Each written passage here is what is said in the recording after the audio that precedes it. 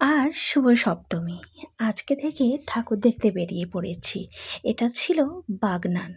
প্রথম দিন বেরিয়ে বাগনানে গিয়েছিলাম। আর ট্রেনটা তো এত লেট করে যে এক জায়গায় যাওয়ার কথা আর এক জায়গায় যেতে হয়।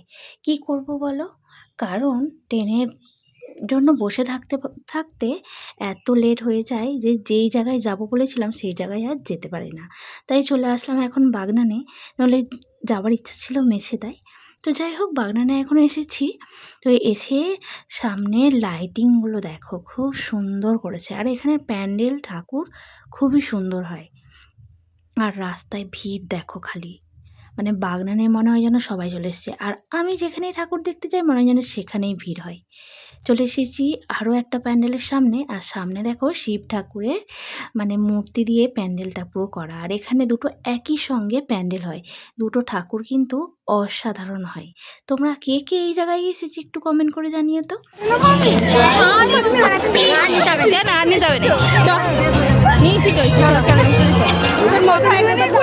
খুব সুন্দর হয়েছে।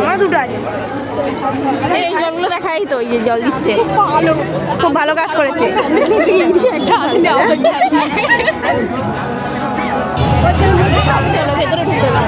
ব্যাগে করে জল আনাটা সম্ভব নয় বেশি, তাই এখানে কিন্তু জলের ব্যবস্থা আছে খুবই সুন্দর। যে যতটা পারবে, যার যতটা লাগবে সে ততটাই জল নিতে পারে। যাই হোক, আমরা জল নিয়ে প্যান্ডেলের ভেতরে ঢুকে পড়েছি। এখন চলো তোমরা গোটাটা প্যান্ডেলটা দেখো।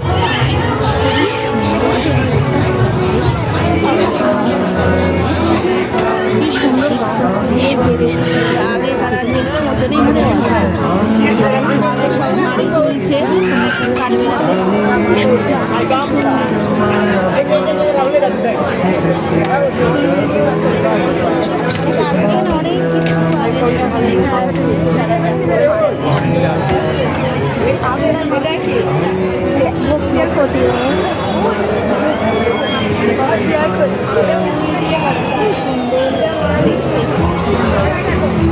আগেকার পুরোনো দিনের সব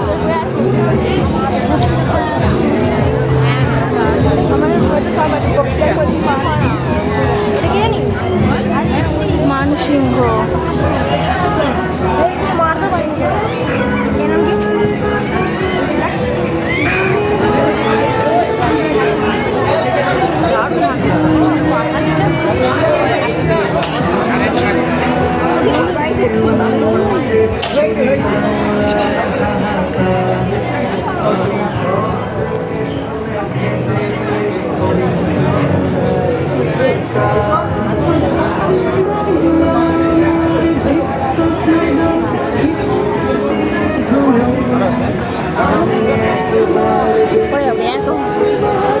হাত ধরে রাখতে আছে, হাত কন্ট্রোল করছে। এই দুজনে হাত ধর, হাত ধর। সুন্দর করেছে এটা।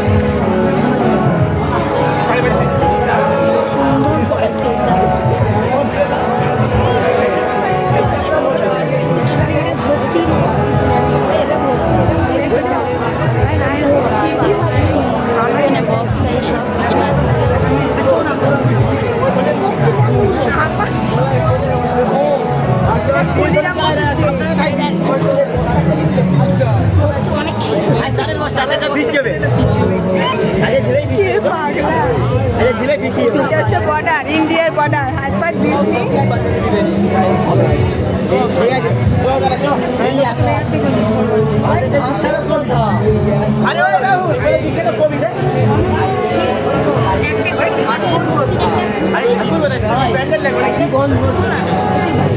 কি বললাম?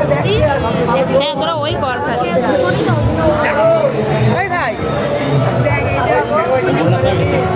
তখনকার যুগের মূর্তি তো এখনকার কি আলাদাই নাকি?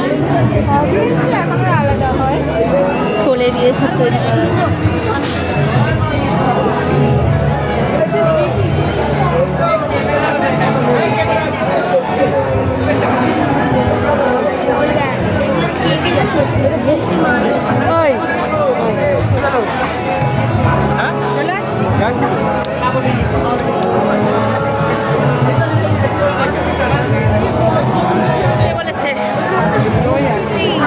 কতক্ষণ